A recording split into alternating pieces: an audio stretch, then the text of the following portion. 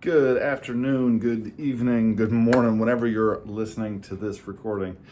Welcome to the Accountability Project, where we condense the pain of personal growth and development.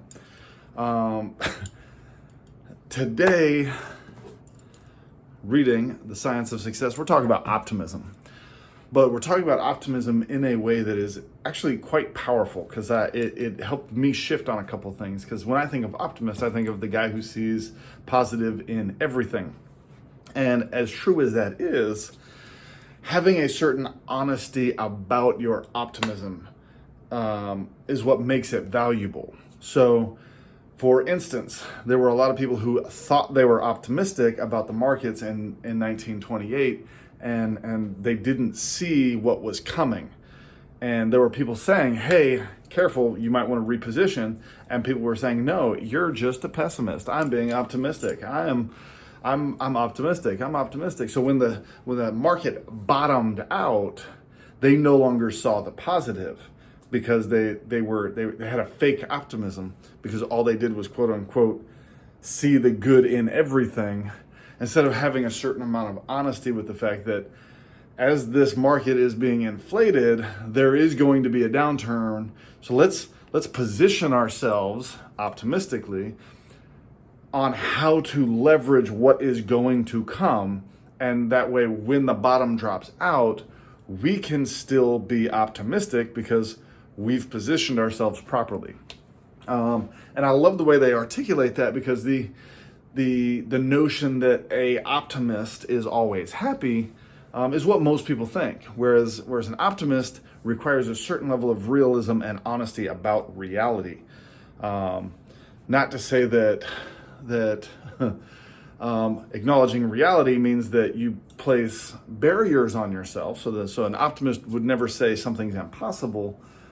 They would just ask questions about how would it be possible, what would need to happen for it to be possible, and then they can solve problems that way. So yes, love that chapter. Next up, in The Power of the Other, they're basically talking about having someone as a corner for a relationship means that they give you the right kind of push.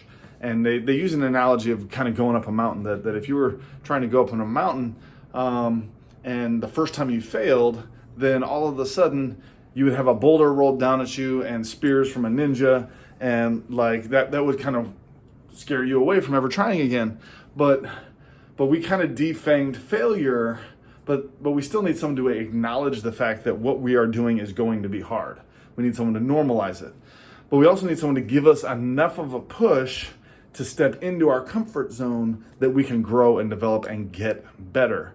And so ultimately, there was a list of questions that she put together. And so I wanted to read them because I find this powerful, is that as you're evaluating whether or not someone is a true corner for relationship, ask things like, is it a connection that fuels you? Is it a connection that builds self-control? Is it a connection that builds ownership and responsibility? Is it a connection that makes learning and failure safe? Is it a connection that stretches to big visions and goals? And is it a connection that names and empowers small, get better steps? Because ultimately, that's what we want. We want to get better. We want to improve. We want slight improvements over time that lead to bigger results. She also shared a story of writing a book, the very first book. It was outside her comfort zone. It was outside her skill set. It wasn't something she had aspired to do, but a corner for a relationship not only pushed her in that direction, but helped bring someone alongside her that could help her take incremental steps that helped her through that, so that by the end of that process, they were successful.